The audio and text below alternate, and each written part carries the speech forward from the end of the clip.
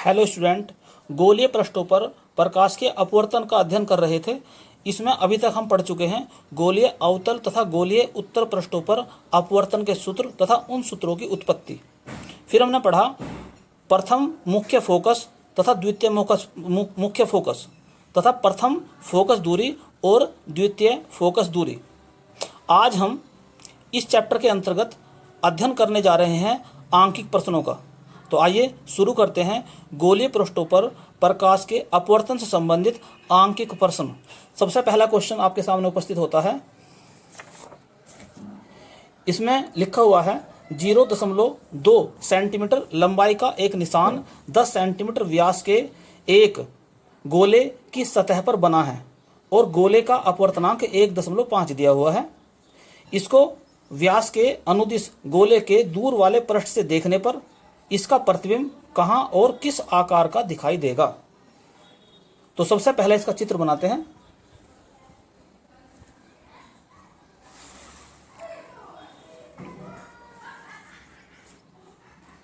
तो चित्र में आप देख सकते हैं कि एक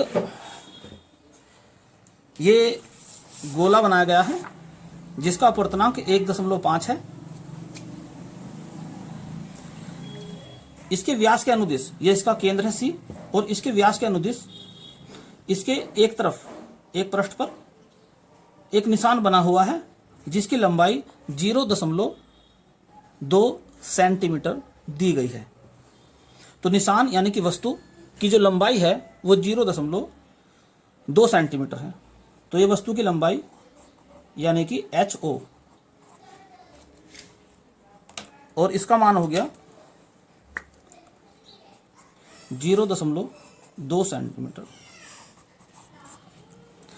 सवाल में पूछा गया है, अब जो ये गोला है इसका एक जो व्यास का एक सिरा हमने O मान लिया है, यानी कि जो वस्तु बनी हुई है यहां मान लिया हमने O, और दूसरा जो व्यास का सिरा है इसे हम मान सकते हैं ध्रुव P। तो ध्रुव P से दूरियां नापेंगे सारी, तो ध्रुव P से वस्तु तक की दूरी को हम U कहते हैं, और ये व्यास के बराबर है। व्यास दे रखा है 10 सेंटीमीटर।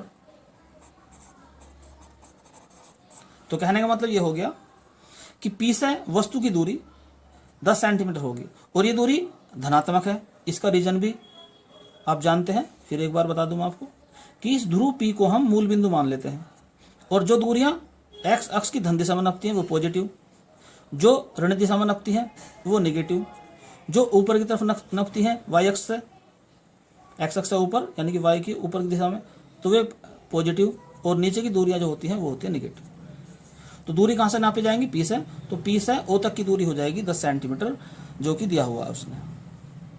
इसके बाद में जो प्रतिबिंब कहां बनेगा, तो प्रतिबिंब की दूरी V हमें ज्ञात करनी है, और एक प्रतिबिंब की लंबाई, वस्तु की लंबाई कितनी होगी 0.2 सेंटीमीटर, प्रतिबिंब की लंबाई HI हमें निकालना है। तो दो चीजें हमें निकालनी है, एक तो प्रतिबिंब कहां बनेगा और उसकी लंबाई कितनी होगी। सबसे पहले जो हमारे पास एक सूत्र है, गोलीय उत्तल पृष्ठ हो या गोलीय अवतल पृष्ठ हो, उसके लिए सूत्र होता है N2/V माइनस N1/U बराबर N2 माइनस N1/U R, ये सूत्र होता है। इसमें ध्यान रखने वाली बात यह है कि N1 उस माध्यम का अपवर्तनांक है जिसमें वस्तु रखी हुई है, या यूं कहें उस माध्यम का अपवर्तनांक है जिसमें आपतित किरण है। तो किरण किससे चलेगी? वस्तु से चलेगी। तो वस्तु कहाँ रखी हुई है? इस माध्यम के अंदर रखी हुई है, तो इसका अपवर्तनांक N1 है। और देखना किधर से, हमें इधर से देखना है, इधर वायु है तो इधर से हमारी आंख हो सकती है, ऐसा लिखते हैं यहाँ पर हम, यानी कि वस्तु को हम इधर से देखेंगे। तो जो पहला माध्यम हो गया जिसका अपवर्तनांक 1.5 है, और दूसरा माध्यम वो हो गया जिधर से हम देख रहे हैं।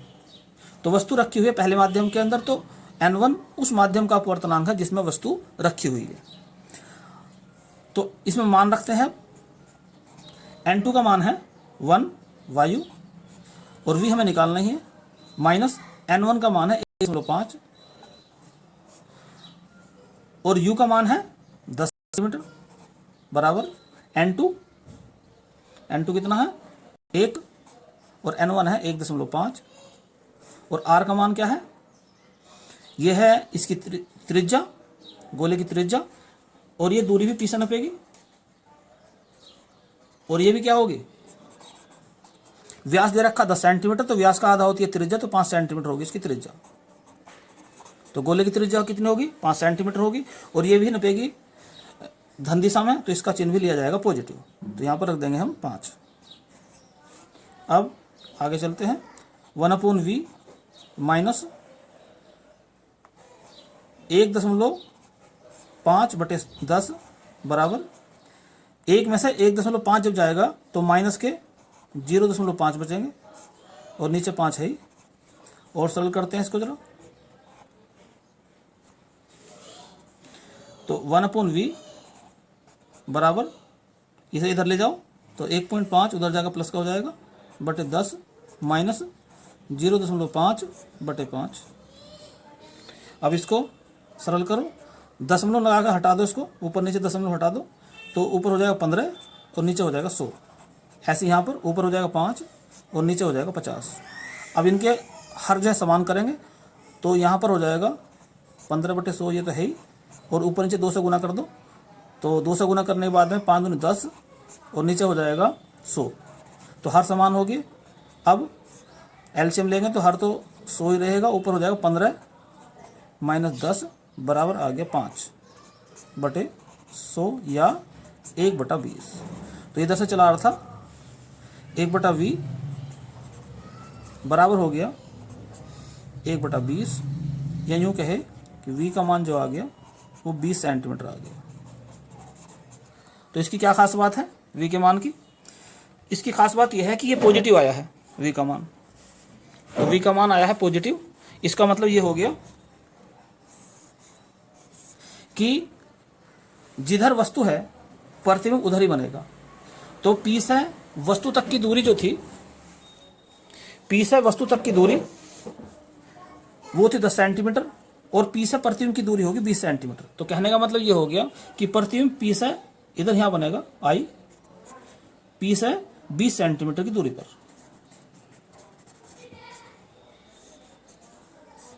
और वस्तु कितनी थी, 10 सेंटीमीटर की दूरी पर थी।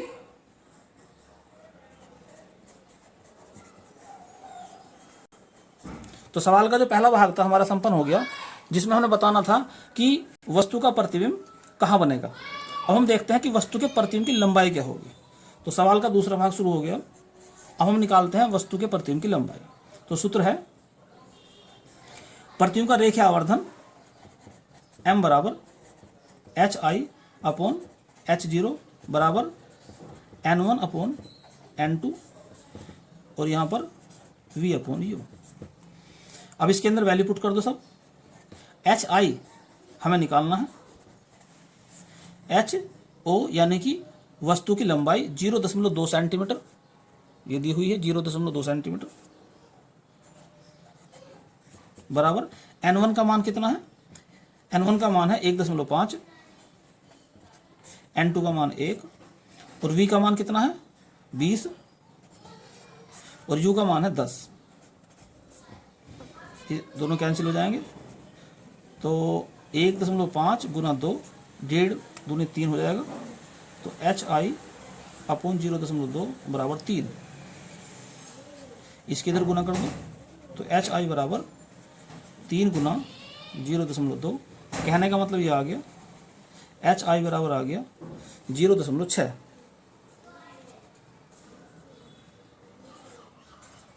सेंटीमीटर। तो कहने का मतलब ये हो गया कि प्रतिबिंब की जो लंबाई होगी वो होगी 0.6 सेंटीमीटर की, और वो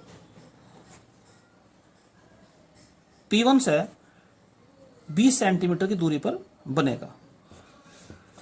तो प्रतिबिंब की लंबाई हमने ज्ञात कर ली, और प्रतिबिंब की हमने ऊंचाई भी ज्ञात।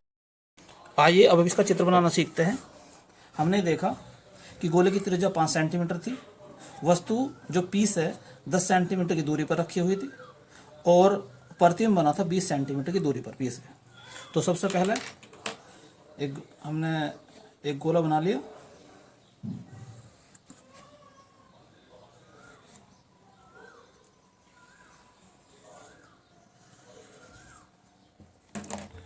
ये गोले का केंद्र हो गया सी। इसको एक व्यास बनाया, यानी कि व्यास से जाने वाले एक रेखा खींची, मुख्य अक्ष हो गया। ये इधर वस्तु है और इधर ये ध्रुव P है। तो वस्तु से एक किरण चलेगी, इधर से हम देख रहे हैं ये माध्यम जो है इधर वाला N1, इधर वाला माध्यम N2। अब इसका अपवर्तनांक 1.5 है,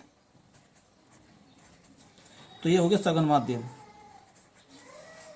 इसका अपवर्तनांक 1 है, तो इसके मुकाबले ये हो गया विरल माध्यम। अब एक प्रकाश की किरण चलेगी वस्तु से, तो O से एक प्रकाश की किरण चली। अब ये दूसरा माध्यम आ गया। दूसरे माध्यम में जाने के बाद इसका मार्ग परिवर्तित होगा। अगर दोनों माध्यम एक ही होते तो सीधे निकल जाती है ऐसे। अब ये किस तरह से मुड़ेगी, इसके लिए C से इस बिंदु को मान लो A, C से A को मिलाने वाली रेखा खींचते हैं और ये कहलाएगा अभिलंब। जो C से A को मिलाने वाली रेखा है ये अभिलंब कहलाएगा।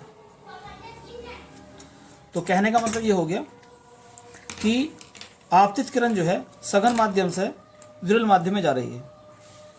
तो जब कोई किरण सघन माध्यम से विरल माध्यम में जाती है तो वह अभिलंब से दूर हट जाती है। तो इसका जो वास्तविक रास्ता था ये था, ये अभिलंब है, ये अभिलंब है, तो इससे और दूर हट जाएगी ऐसे। अब ये दूर हट गई तो ये इस तरह चली जाएगी। और दूसरी किरण ये मुख्य अक्ष चलती है। तो हम ये देखते हैं कि दोनों किरणें कहीं भी नहीं मिलेंगी, लेकिन अगर इस किरण को पीछे बढ़ाया जाए, जो अपवर्तित किरण थी इसको पीछे बढ़ाया जाए, तो ये मुख्य अक्ष को किसी बिंदु पर काटती है।